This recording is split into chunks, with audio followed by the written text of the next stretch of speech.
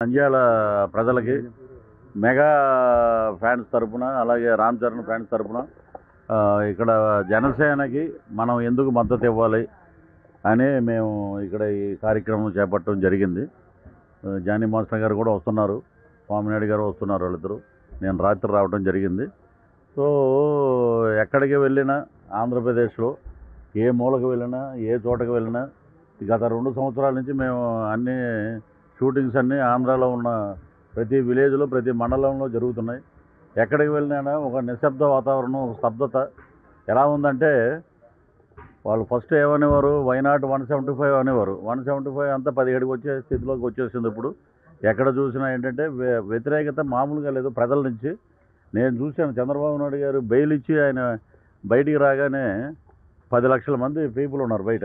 10 లక్షల మంది ఊరేగింపు, వెనకాలే ఉన్నాం మేము, మూడో బండి. ఎక్కడ చూసినా వృద్ధులు, మహిళలు, రైతులు, కుల మతాలకు అతీతంగా మొత్తం జనసేన తెలుగుదేశం. ఎప్పుడైతే జనసేన తెలుగుదేశంకి ఆయన జైల్లో ఉన్నప్పుడు మద్దతు ఇచ్చారో పవన్ కళ్యాణ్ గారు, ఆ రోజు నుంచి ఒక కొత్త ఉత్సాహం కార్యకర్తల్లో వచ్చింది. మేము మద్దతు ఇచ్చింది మేము రాజకీయ లబ్ధి కోసం కాదు, ఒక దుర్మార్గ పరిపాలన అంతం చేయడం కోసం. మా నాయకుడు ముఖ్యంగా ఆయన చొరవ తీసుకుని వెళ్ళి అందరినీ సమైక్యపరిచి 2 జెండాలు కలయికే రాష్ట్రానికి అభివృద్ధికి నాంది. 2 జెండాల కలయికే ఈ రాష్ట్రంలో శాంతి భద్రతలకు నాంది. 2 జెండాల కలయికే మొత్తం అన్ని సమస్యలకి ఒక పరిష్కారం. ఆ దిశగా మనం ఒక బలమైన శత్రువును కొట్టాలంటే అందరూ మనం సమాయత్తం అవ్వాలి, యుద్ధానికి సిద్ధం కావాలి. అసలు మేము సిద్ధం అని చెప్పుకోవాలి, మేము సిద్ధం అంటారు వీళ్ళు. ఏంటో నాకు అర్థం కాదు. ఒక్కడైనా పనికొచ్చేవాడు ఎవడైనా ఉన్నాడంటే దాంట్లో. ఒకడేమో అతను అంబటి రాంబాబు, మా కర్మజాలి ఏం చేస్తామంటే ఆయన్ని శ్యాంబాబు మా క్యారెక్టర్ ఇచ్చారు. నా క్యారెక్టరు బాధ ఏంటంటే క్యారెక్టర్ అని కాదు, అసలు నాకే తెలియదు. నాకు సముద్రకాని గారు పిలిచి ఒక దరిద్రుడు బాధ్యత లేనివాడు తిరుగుతుంటాడు, ఆ క్యారెక్టర్ మీరు చేస్తారా, 1 నిమిషం కూడా ఉండదండి అంటే, అలాగంటే భలే పవర్ స్టార్ గారి పక్కన సెకండ్ ఉన్నా చాలన్నా నేను. కానీ ఇంత దరిద్రుడు అని నేను కల్లో కూడా ఊహించలేదు. అది ఏం తెలుసు అసలు, ఏదో కూర్చుని ఏదో వాగటం, మాట్లాడటం. డిస్ట్రిబ్యూటర్గా పనికి వస్తాడు భవిష్యత్తులో.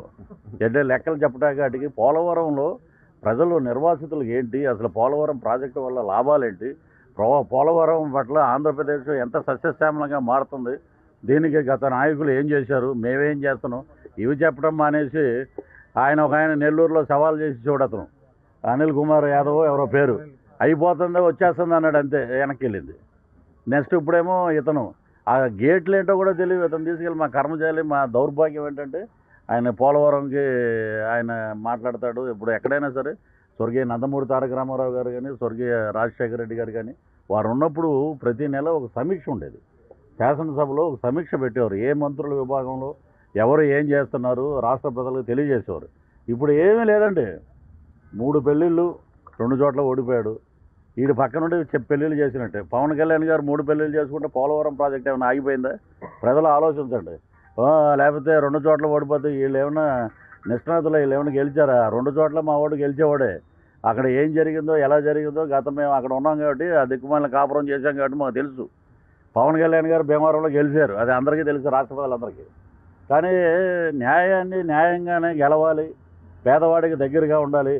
ఇంకొకటి ఏం చేస్తున్నారంటే ఇప్పుడు కొత్తగా వీళ్ళ మిశ్రమ కూటమి ప్రభుత్వం వచ్చేస్తే పథకాలు రద్దు చేసేస్తారు, మీరు అలర్ట్గా ఉండండి, అది ఏదనంటే పథకాలు రద్దు చేయరురా నాయన.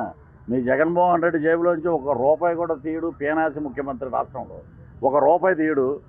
అలాగా మా నాయకుడు పవన్ కళ్యాణ్ గారు, జనసేన అధ్యక్షులు ఏంటంటే డబ్బు లేకపోయినా కూడా కౌలు రైతులు, ఆత్మహత్యలు చేసుకున్న రైతులకి తన సొంత డబ్బుల్లోంచి 1 లక్ష రూపాయలు తీసిచ్చి కుటుంబాలకి ఆదుకున్న వ్యక్తి.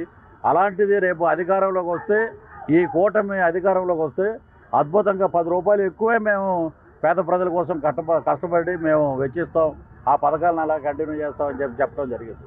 ఇదేంటంటే ఈ దౌర్భాగ్య పరిస్థితి రాష్ట్రంలో ఎక్కడ చూసినా రోడ్లు కానీ, ఒక లెక్కర్లు, మన వాళ్ళు వరల్డ్ కప్ కొట్టలేకపోయారు, దురదృష్టం.